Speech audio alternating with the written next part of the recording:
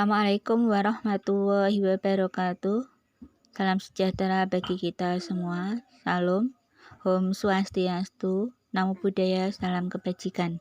Oke, pada kesempatan ini saya akan membahas tentang salah satu anak berkebutuhan khusus jenis tunanetra, yaitu bagian kedua mengenai karakteristik anak dengan hambatan penglihatan.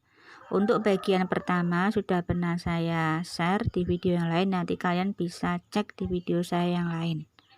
Oke, kita mulai pembahasan. Beberapa karakteristik anak dengan hambatan penglihatan antara lain, yang pertama rasa curiga terhadap orang lain. Tidak berfungsinya indera penglihatan berpengaruh terhadap penerimaan informasi visual saat berkomunikasi dan berinteraksi. Anak tunanetra tidak memahami ekspresi wajah dari teman bicaranya atau hanya dapat melalui suara saja. Hal ini mempengaruhi saat teman bicaranya berbicara dengan orang lainnya secara berbisik-bisik atau kurang jelas, sehingga dapat mengakibatkan hilangnya rasa aman dan cepat curiga terhadap orang lain. Oleh karena itu, anak tunanetra perlu dikenalkan dengan orang-orang di sekitar lingkungannya, terutama anggota keluarga, tetangga, sekolah, dan masyarakat. Yang kedua, perasaan mudah tersinggung. Perasaan mudah tersinggung juga dipengaruhi oleh keterbatasan yang ia peroleh melalui auditori atau pendengaran.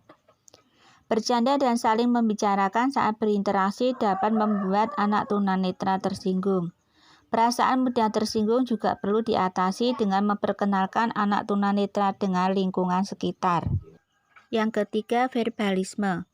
Pengalaman dan pengetahuan anak tunanetra pada konsep abstrak mengalami keterbatasan. Hal ini disebabkan konsep yang bersifat abstrak seperti fata morgana, pelangi, dan sebagainya.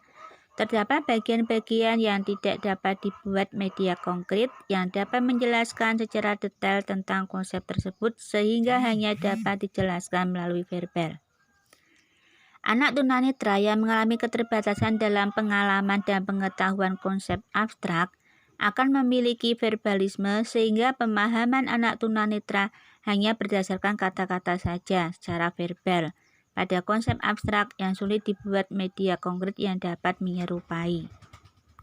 Yang keempat, perasaan rendah diri. Keterbatasan yang dimiliki anak tunanetra berimplikasi pada konsep dirinya. Implikasi keterbatasan penglihatan yaitu perasaan rendah diri untuk bergaul dan berkompetisi dengan orang lain. Hal ini karena penglihatan memiliki pengaruh yang cukup besar dalam memperoleh informasi. Perasaan tersebut akan sangat dirasakan apabila teman sepermainannya, terutama orang yang awas, menolak untuk bermain bersama. Sebelum lanjut ke pembahasan berikutnya, jangan lupa untuk mendukung channel ini dengan like, subscribe, dan aktifkan tanda lonceng agar tidak ketinggalan video-video saya yang terbaru. Terima kasih. Oke, kita lanjutkan ke pembahasan yang kelima, yaitu adatan. Upaya rangsang bagi anak tunanetra melalui indera non-visual, misal gerakan mengayunkan badan ke depan dan ke belakang silih berganti, gerakan menggerakkan kaki saat duduk, menggeleng-gelengkan kepala. Yang keenam, suka berfantasi. Anak awas dapat melakukan kegiatan memandang, sekedar melihat-lihat dan mencari informasi saat santai atau saat-saat tertentu. Kegiatan tersebut tidak dapat dilakukan oleh anak tunanetra sehingga anak tunanetra hanya dapat berfantasi saja. Yang ketujuh, berpikir kritis. Keterbatasan informasi visual atau penglihatan dapat memotivasi anak tunanetra dalam berpikir kritis terhadap suatu permasalahan.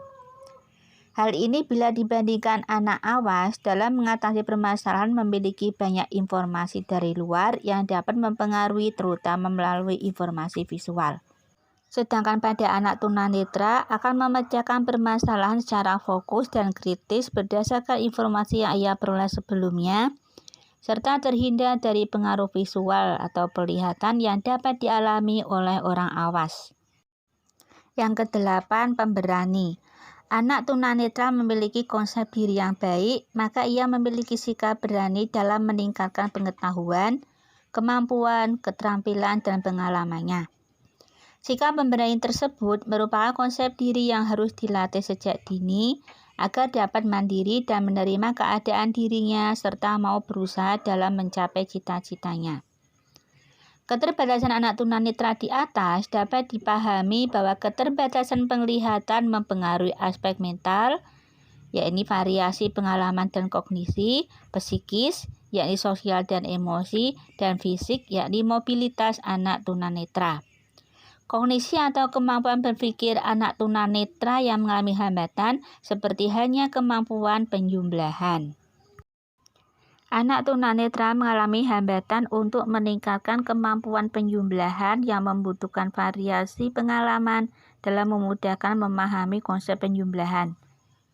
Hal tersebut karena perlu adanya rangsangan positif yang akan membangkitkan semangat dalam proses pembelajaran yang berasal dari aspek mental, fisik, dan psikis. Aspek mental, fisik, dan psikis anak tunanetra tersebut memerlukan penyesuaian terhadap kondisi dan potensi anak tunanetra. Penyesuaian kondisi dan potensi anak tunanetra dapat dilakukan melalui pendekatan pembelajaran sesuai dengan konteks dan menggunakan media yang bervariasi sesuai dengan konteks materi yang diberikan. Pembelajaran yang menyesuaikan dengan konteks diasumsikan dapat mengatasi 3 keterbatasan, yakni mental, fisik, dan psikis anak tunanetra. Oleh karena itu, 3 keterbatasan tersebut dipandang penting untuk diatasi khususnya dalam kemampuan penjumlahan bagi anak tunanetra. Oke, sudah selesai pembahasan tunanetra bagian kedua terkait dengan karakteristik anak dengan hambatan penglihatan, bisa disebut dengan tunanetra. Untuk bagian ketiga dan keempat, nanti akan saya share pada video-video saya selanjutnya. Terima kasih bagi yang sudah mendukung channel ini, yang sudah like, subscribe, dan aktifkan tanda lonceng agar tidak ketinggalan video-video saya terbaru. Semoga channel ini semakin berkembang dan semoga memberi manfaat bagi semua. Amin ya robbal alamin. Tetap semangat dalam situasi dan kondisi apapun.